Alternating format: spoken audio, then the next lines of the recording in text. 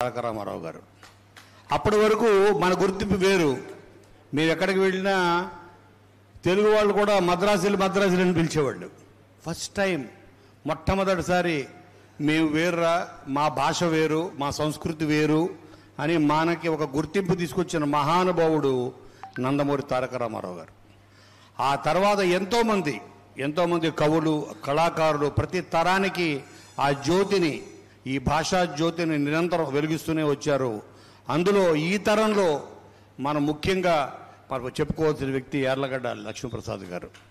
అలాగే మా సోదరుడు తన పాటల ద్వారా తెలుగు గజల్స్ అనగానే ఇందాక వారు చెప్పినట్టు నేను కూడా ఆశ్చర్యపోయాను. గజల్స్ ఉర్దూలు కదా ఉండాలి అని అవసరం లేదు.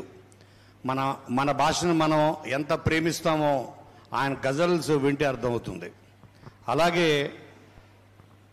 తెలుగు, నా పేరు కోనా వెంకట అయినా నాకు గుర్తింపు తీసుకొచ్చింది. నేను ఎక్కడికి వెళ్ళినా ఈ ప్రపంచంలో ఎన్నో దేశాలు పిలుస్తుంటారు, తెలుగు సిరి రచయిత అంటారు.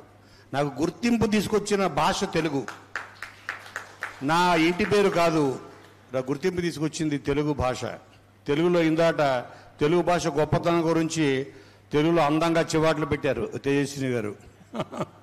కాబట్టి అయితే మనం జనరల్గా అమెరికా వెళ్ళినప్పుడు, వేరే దేశాలకు వెళ్ళినప్పుడు తెలుగు భాష గొప్పతనం గురించి మాట్లాడుకుంటాం. కానీ తెలుగు రాష్ట్రంలో ఉంటూ తెలుగు నేల మీద ఇక్కడ తెలుగు భాష గొప్పతనం గురించి మాట్లాడాల్సిన పరిస్థితి రావడం అన్నది చాలా ఆశ్చర్యంగా ఉంది నాకు.